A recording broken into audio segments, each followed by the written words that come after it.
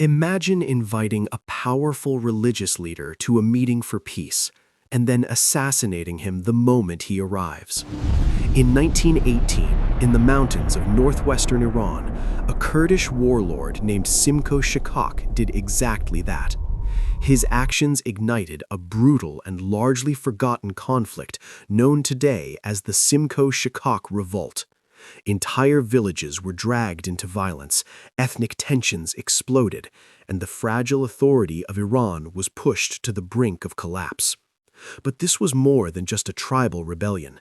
It was a struggle that unfolded in the chaos after World War I, when empires were falling and new nations were trying to survive.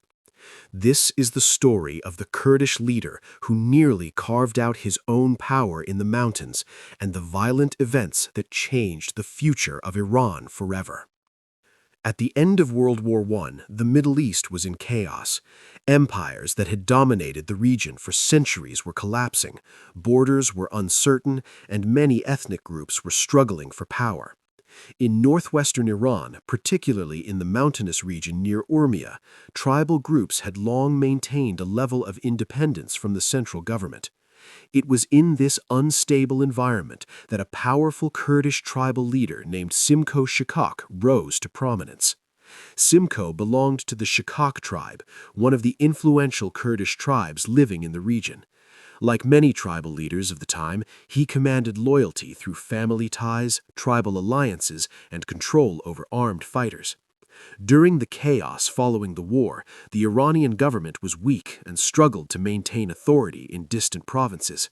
Foreign armies had also passed through the region during the war, leaving behind weapons, resentment, and instability.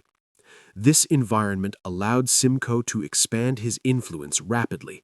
He gathered fighters from various Kurdish tribes and began asserting control over towns and villages around Urmia and the surrounding mountains. Although Simko's ambitions were not clearly defined at first, many historians believe he wanted to establish a Kurdish-controlled territory independent of the Iranian state. His movement attracted attention because it was not simply a local tribal conflict. Instead, it began to resemble a broader political uprising during a time when many ethnic groups in the Middle East were seeking autonomy.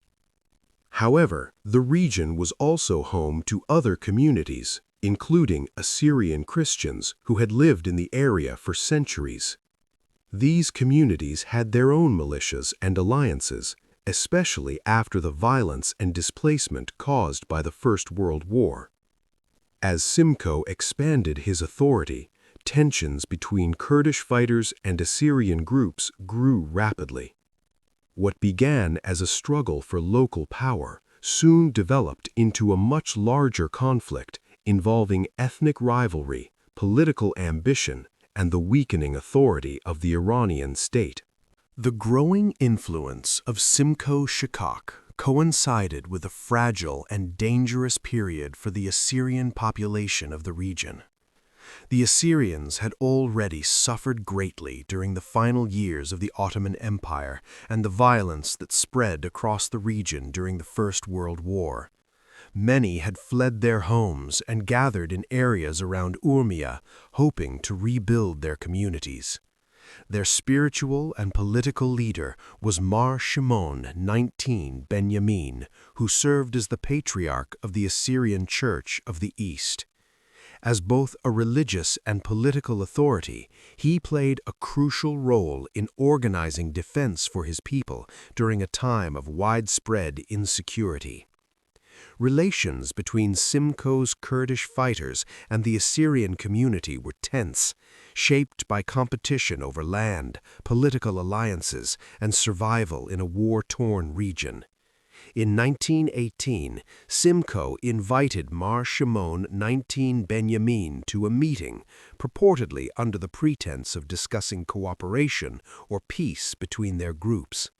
Meetings between tribal leaders were not unusual at the time, especially when attempting to negotiate alliances or resolve disputes.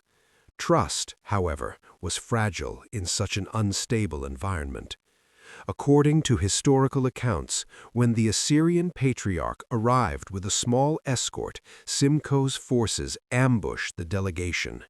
Mar Shimun XIX Benyamin was killed during the attack, an event that shocked the entire region.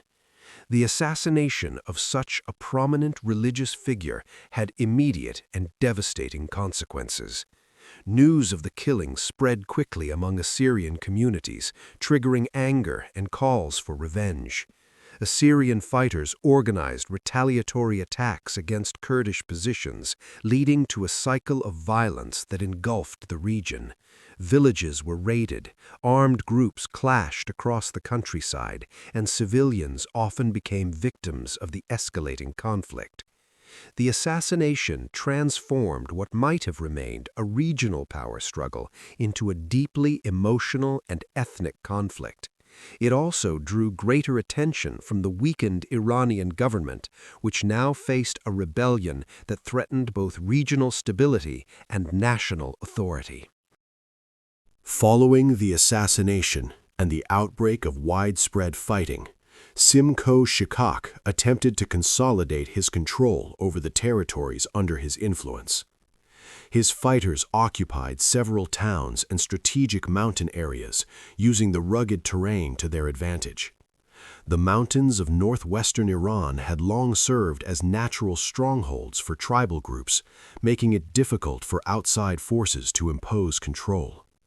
Simko relied heavily on tribal alliances, gathering warriors from Kurdish communities who saw the revolt as an opportunity to strengthen Kurdish autonomy. Some supporters viewed the movement as the beginning of a Kurdish political project, one that could eventually lead to a self-governing Kurdish state in the region. However, Simko's leadership style remained largely tribal rather than administrative. Instead of building structured institutions or a formal government, he ruled through personal authority and traditional tribal networks. This made his movement powerful in the short term, but unstable in the long run. Meanwhile, the Iranian central government in Tehran faced enormous challenges. The country had been weakened by foreign influence, internal political struggles, and the aftermath of World War I. Regional revolts were not limited to Kurdish areas. Several provinces were experiencing unrest. For the government, allowing Simko to maintain control over large parts of the northwest posed a serious threat. If one regional leader succeeded in creating an autonomous territory, others might attempt the same. Despite these concerns, the government initially lacked the military strength to confront Simko directly. As a result, the revolt continued for several years, with shifting alliances and intermittent battles between Kurdish fighters, Assyrian militias, and local forces loyal to the Iranian state. During this period, the region remained unstable and dangerous.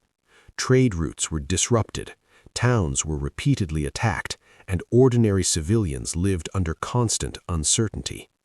The conflict demonstrated how fragile state authority had become in Iran during the early 20th century.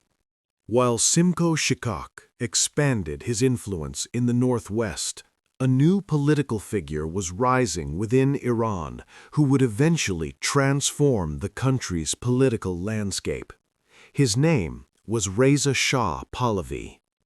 At the time, he was a military officer in the Persian Cossack Brigade, a force that had become one of the most disciplined military units in the country. Iran's leaders increasingly realized that only a strong, centralized army could restore stability and suppress the numerous rebellions that had erupted across the country.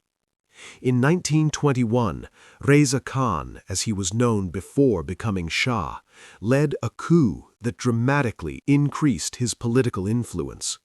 One of his main goals was to re-establish control over Iran's provinces and reduce the power of tribal leaders who operated independently from the state.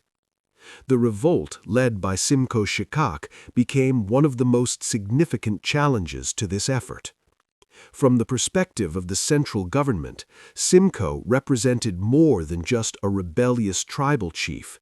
He symbolized the fragmentation of Iran and the possibility that entire regions might slip permanently out of government control.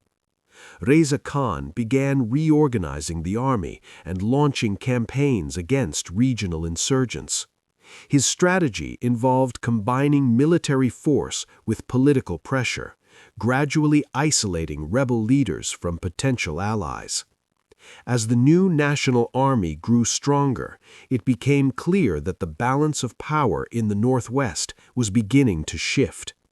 Simko's tribal fighters were skilled in guerrilla warfare and knew the mountainous terrain well, but they lacked the resources, coordination, and long-term strategy of a modern army.